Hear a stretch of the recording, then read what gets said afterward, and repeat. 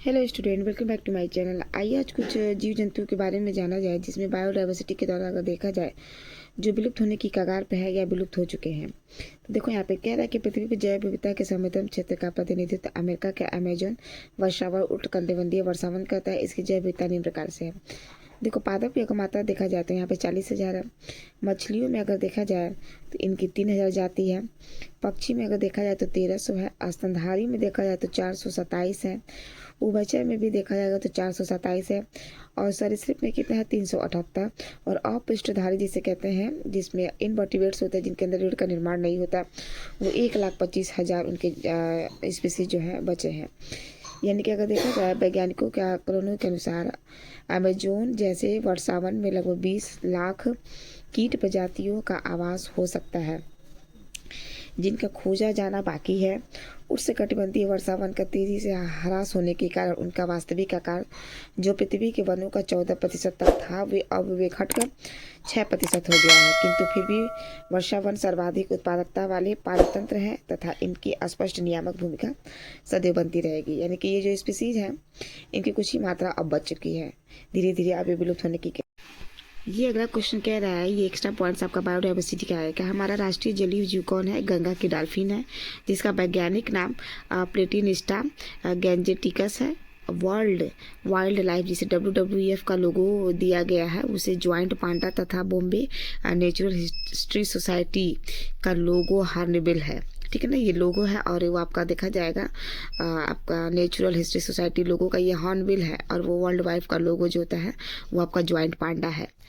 अगला कह रहा है कि इसमें जैव विविधता शब्द का प्रतिपादन किसने किया था? तो WC रोजन ने किया था सन 1985 में। तो इस तीनों क्वेश्चन को आप थोड़ा सा ध्यान में रखेंगे। राष्ट्रीय जलीय जीव कौन है? गंगा की डॉल्फिन है। दूसरा वर्ल्ड वाइल्ड लाइफ का जो लोगो है ज्वाइंट पांडा है। और बॉम्बे नेचुरल हिस्ट्री सोसाइटी का लोगो जो है आपका हॉर्नबिल है। और जैव विविधता शब्द का जो प्रतिपादन है आप रोजन भी कह देंगे या रोजन भी कह देंगे तो भी चलेगा। ठीक है, और ये कह रहा है कि रेड डाटा बुक को तैयार करने में सबसे ज़्यादा किसका उद्देश्य है? तो देखो इसका उद्देश्य एक ही है। रेड डाटा बुक एक ऐसी किताब होती है जिसमें आने वाले समय में जो विलुप्त जाति हैं या विलुप्त होने की कगार पे है या संकट में है या दुर्लभ जाति हैं जो डर है कि आने वाले समय में गायब हो सकती है उनके लिए एक बुक बनाई गई है जिसे हम रेड डाटा बुक के नाम से जानते हैं। इसका उद्देश्य एक ही है। देखिए यहाँ पे कह रहा है कि संकटग्रस्त प्रजातियों की पहचान करके उनकी लिस्ट तैयार करना ताकि हम जान जाए कि कौन कौन से ऐसे जीव है जो गायब हो रहे हैं। और कह रहा है कि घटती हुई जैव विविधता के कुप्रभाव से वैज्ञानिकों का जन सामान्य को अवगत कराना और संकटग्रस्त प्रजातियों को बचाने एवं संरक्षण प्रदान करने की आवश्यकता को प्रदर्शित करना और संकटग्रस्त प्रजातियों एवं उनके उत्पादों के राष्ट्रीय व अंतर्राष्ट्रीय व्यापार का प्रतिबंध लगाना। तो ये इनका उद्देश्य है। किनका? रेड डाटा बुक का उद्देश्य यही है ताकि हम जीवों को किसी न किसी तरह से बचा सकें। ठीक है, एक क्वेश्चन ये भी इसमें दिया है बच्चों कि भारत के निकोबार द्वीप समूह को एक अन्य हॉट स्पॉट संडरलैंड में कुछ दक्षिणी पूर्व एशियाई देशों के साथ सम्मिलित किया गया है।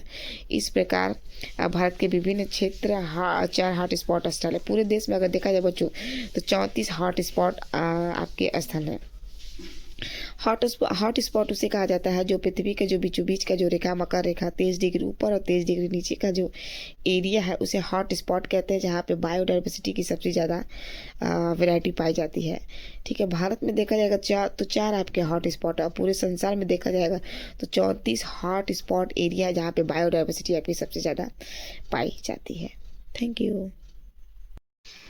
Hello student, welcome back to my channel. आइए कुछ एक्स्ट्रा पॉइंट्स के बारे में जाना जाए, वो भी आपका जो चैप्टर है बायोडाइवर्सिटी उस बायोडाइवर्सिटी के बारे में जो एक्स्ट्रा पॉइंट्स है उसमें देखा जाए। देखो कह रहा है कि भारतवर्ष की जो संकटग्रस्त जाति वे जातियाँ होते हैं जो आने वाले समय में मतलब संकट में है।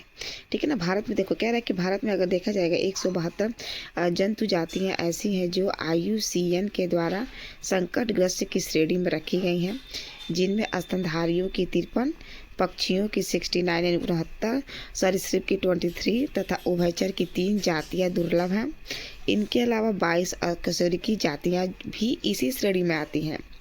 भारत में संचार की अनेकों दुर्लभ जातियाँ जैसे बंगाल की लोमड़ी, एशियाई चीता, एशियाई शेर, भारतीय हाथी, एशियाई जंगली गधा, भारतीय गैंडा, कश्मीरी स्टैंड या हंगुल, टैमिन अथवा पर्वतीय श्रृंगाप या जिसे हम मृग कहते हैं, गोल्डन लंगूर, हिम, तेंदुआ, घड़ियाल, ग्रेट इंडियन बस्टर्ड तथा गिब्बन आदि पाई जाती है। ये सारे के सारे क्या है बच्चों, ये संकटग्रस्त जाति है, मतलब ये इंडिकेट कर रहा है कि आने वाले समय में इनके ऊपर खतरा है कि विलुप्त हो सकते हैं, ये संकट में है अभी। ठीक है, अगर इनको बचाया नहीं जाएगा तो आने वाले समय में ये विलुप्त हो जाएंगे, मतलब हमारे भारत से ये गायब ही हो जाएंगी।